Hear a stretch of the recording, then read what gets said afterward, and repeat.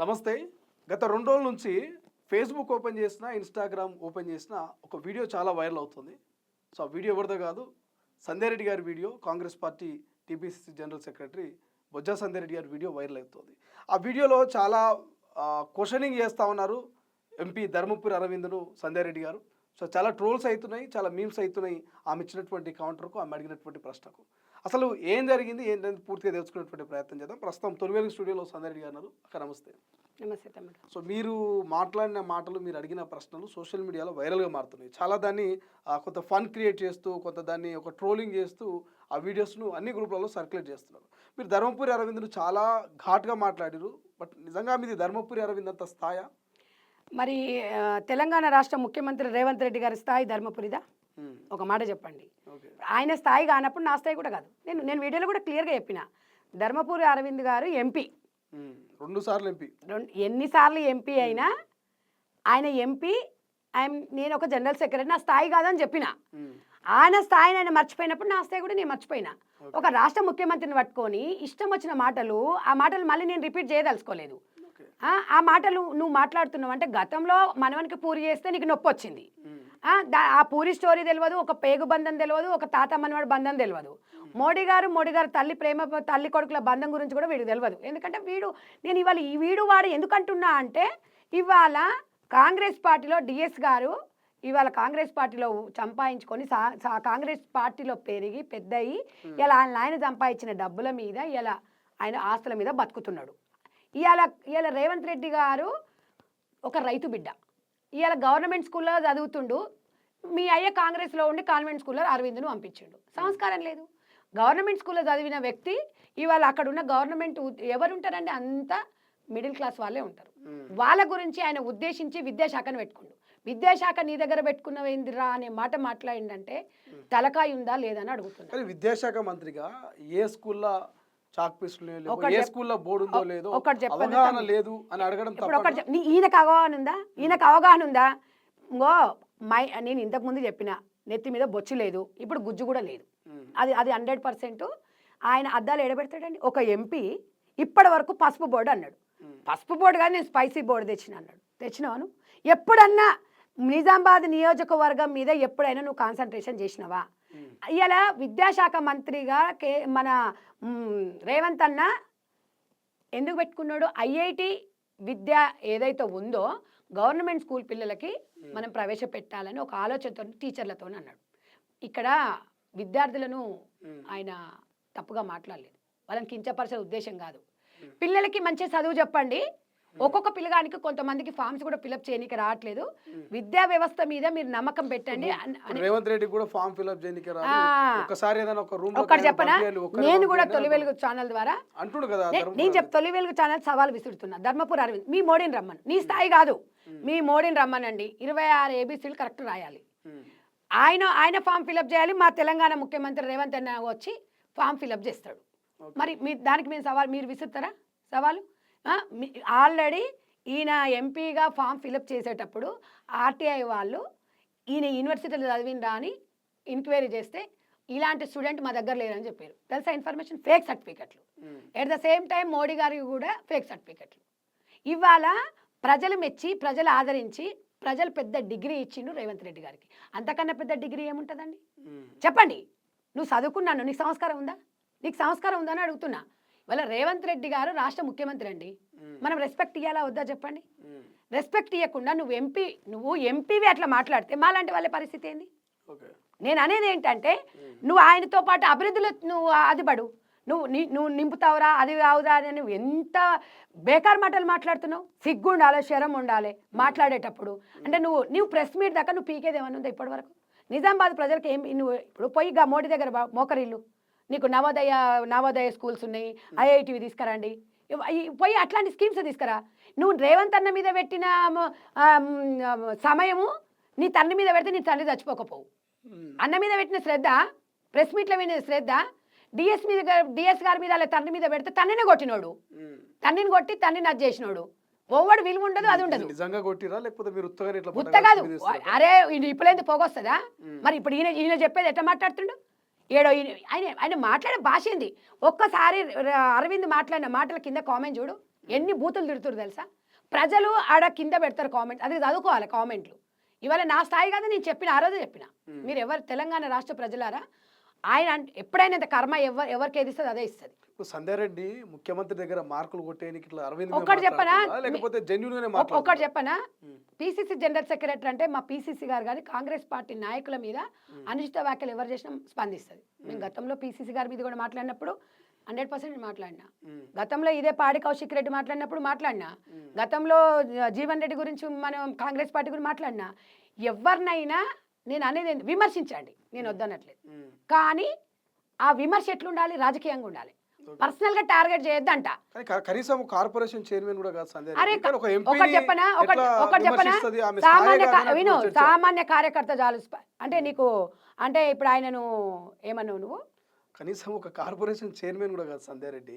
అటువంటి ఆమె ఎట్లా ఒక ఎంపీని విమర్శిస్తుంది అనేది అంటే అంటే ఒక ఎంపీని విమర్శించాలి, ఆయనను ఒకవేళ అడగాలి కడగాలంటే పదవి కావాలా, పదవి కావాలా? కామెంట్ చేస్తారు. అరే ఒక్కటి చెప్పనా, సామాన్య కార్యకర్తను కాంగ్రెస్ లో 13 సంవత్సరాలు 13 సంవత్సరాల నుంచి 12 సంవత్సరాల నుంచి ఒక సామాన్య కార్యకర్తగా పనిచేస్తున్నా, అంచెలంచెలుగా. ఇవాళ పనిచేస్తూ విమర్శించడానికి స్థాయి అక్కర్లేదు. నీ స్థాయి మర్చినప్పుడు నా స్థాయి, నేను కార్యకర్తనే. కార్యకర్త లేనిది ఇక్కడెక్కడ పార్టీలు ఎక్కడ ఉండవు, ఒకటే గుర్తుపెట్టుకోండి. కాంగ్రెస్ కార్యకర్తలు కాంగ్రెస్ కోసం ఆహ్వానించి పనిచేస్తాం. తెలంగాణ ముఖ్యమంత్రి రేవంత్ రెడ్డి గారు ఇవాళ కాంగ్రెస్ పార్టీకి కాదు, తెలంగాణ రాష్ట్ర ప్రజలకి ముఖ్యమంత్రి. ఓటేస్తే గెలిచిన వ్యక్తి ఆయన. కాంగ్రెస్ పార్టీలో ఇంతమంది అధికార ప్రతినిధులు, ఇంతమంది జనరల్ సెక్రటరీ ఉన్నారు, మహిళలు కూడా. ఎందుకు వాళ్ళు ఎందుకు ఇంత రియాక్ట్ అవ్వట్లేదు? ఎందుకు సంధ్యా రెడ్డి రియాక్ట్ అవుతుంది? ఇప్పుడు సంధ్యారెడ్డి ఎందుకు రియాక్ట్ అవుతుంది అని అడగడం, వాళ్ళు ఎందుకు వాళ్ళు ఎందుకు విమర్శించలేదు నాకు తెలియదు. నాకు అనిపించింది, నాకు అనిపించింది ఒక ముఖ్యమంత్రి నాకు, ఎందుకంటే విమర్శ అనేది ఇప్పుడు చాలా మంది ఎంపీలు విమర్శిస్తుంటారు, ఎమ్మెల్యేలు విమర్శిస్తుంటారు, అది కామన్. కానీ ఈయన పర్సనల్గా రేవంత్ రెడ్డి గారిని ఇంకా నాకు ఆ మాటలు నేను రిపీట్ చెయ్యను, మనసు ఇట్లా చూకోమంటది. ఆయన చేసే పనులకు ఈయన మాట్లాడే మాటలకు ఏమన్నా ఉందా? గత ప్రభుత్వంలో విద్యా వ్యవస్థ నిర్వీర్యమైనప్పుడు 10 సంవత్సరాలు గాడిద పనులు తోమిండి అని అడుగుతున్నా. ఇవాళ ఆయన 200 ఇంటిగ్రేటెడ్ స్కూల్స్, గురుకుల స్కూల్ ఓపెన్ చేస్తుంటే, కార్పొరేట్ స్థాయి దిశగా ముందుకెళ్తుంటే నువ్వు ఏం చేస్తున్నావు అరవింద్? నువ్వు చేసే పని ఏంది? నీకు అసలు నువ్వు కనీసము నీకు ఓట్లు వేసినందుకు నిజామాబాద్ ప్రజలు సిగ్గుపడుతున్నారు అక్కడ. అసలు నీ బ్లడ్ ఎక్కడిది? Congress belt blood. నువ్వు తిన్న తిండి, నువ్వు కట్టిన బట్ట, నువ్వు ఉంటున్న ఇల్లు, నువ్వు చదివిన చదువు, నీ ఆస్తులు, రెంట్లు వస్తున్నాయి, అవన్నీ కాంగ్రెస్ పార్టీ ఇచ్చింది. ఏ ఒక్క రోజు కూడా తండ్రి పేరు చెప్పుకొని ఎదిగిన వ్యక్తినా. మరి రేవంత్ రెడ్డి గారు తండ్రి పేరు చెప్పలేదే. ఒక కార్యకర్త స్థాయి నుంచి వచ్చినోడు, కష్టాలు సుఖాలు తెలుసు. మరి మీరు ఇష్టం వచ్చినట్టుగా మాట్లాడుతున్నప్పుడు ఒక జనరల్ సెక్రటరీగా, ఒక స్పోక్స్ పర్సన్గా నా బాధ్యత నేను నిర్వహిస్తున్నా.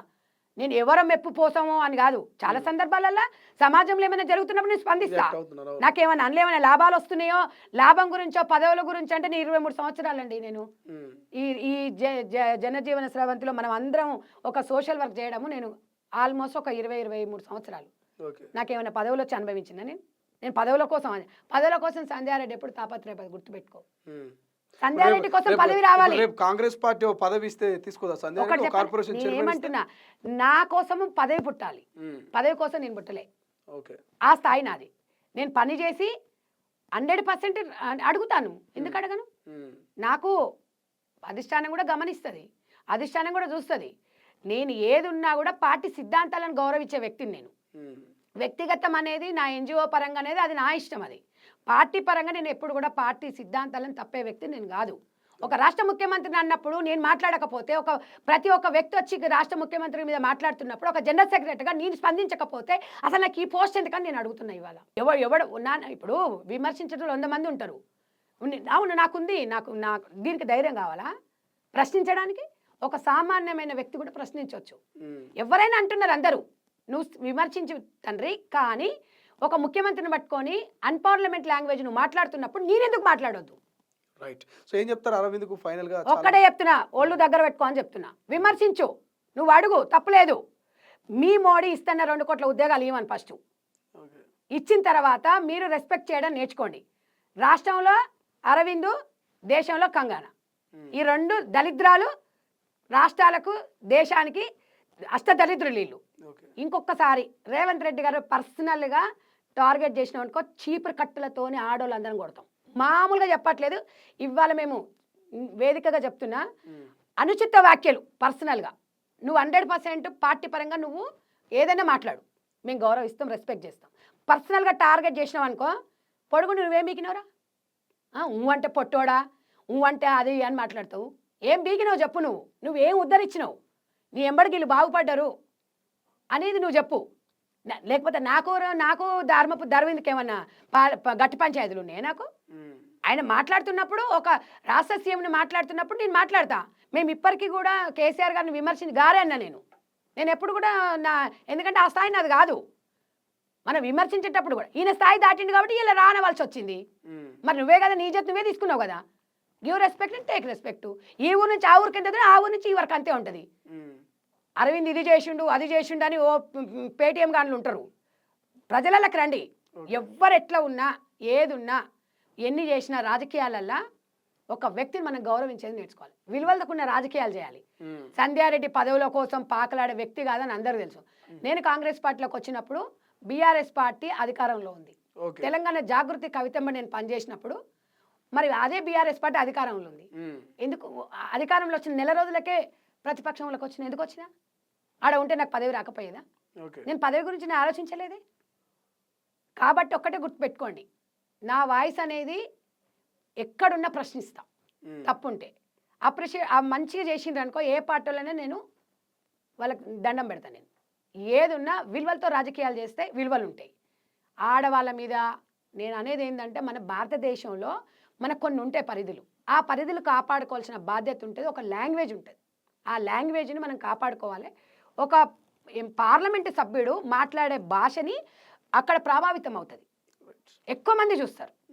కాబట్టి మీరు ఏది మాట్లాడితే ప్రజలు కూడా అదే రిసీవ్ చేసుకుంటారు. మీరు ఇష్టం వచ్చిన లాంగ్వేజ్ మాట్లాడారనుకో మేము కూడా అట్లనే ఇవ్వాల్సి వస్తుంది. అప్పుడు ఏమనిపిస్తుంది, నీ అమ్మ బతుకు, నేను ఎంపీ అయ్యండి దాంతో అనిపించుకుంటున్నా, దీంతో అనిపించుకున్నా, వీంతో ఆంతో అనిపించుకుంటున్నా, అప్పుడు నీకే అనిపిస్తుంది. కాబట్టి ఒళ్ళు దగ్గర పెట్టుకోవాలి, టంగు స్లిప్ కావద్దు. రైట్, స్క్రిప్ట్ తీసుకొని రాయడం కాదు. సో ఇది మొత్తం మీద సంజయ్ రెడ్డి గారు చాలా ఘాటుగానే అరవింద్ గారికి కౌంటర్ ఇస్తున్నారు. మా స్థాయి మీ అంత స్థాయి కాదని ఆమె క్లియర్గా ఒప్పుకుంటున్నారు. కానీ అరవింద్ గారు ముఖ్యమంత్రి పట్ల వ్యక్తిగత దూషణలు కనుక పాల్పడితే మా స్థాయిని మర్చైనా సరే మీ స్థాయిని దిగజారుస్తామన్నప్పుడు ఒక మాటను ఆమె స్పష్టంగా చెప్తా ఉన్నారు. చూద్దాం అరవింద్ గారు మరి ఇప్పటికైనా మరి కాంగ్రెస్ నేతల కౌంటర్లకు రియాక్ట్ అవుతారా, లేకపోతే ముఖ్యమంత్రి వ్యక్తిగత వ్యాఖ్యల పట్ల సైలెంట్గా ఉంటారా అనేది.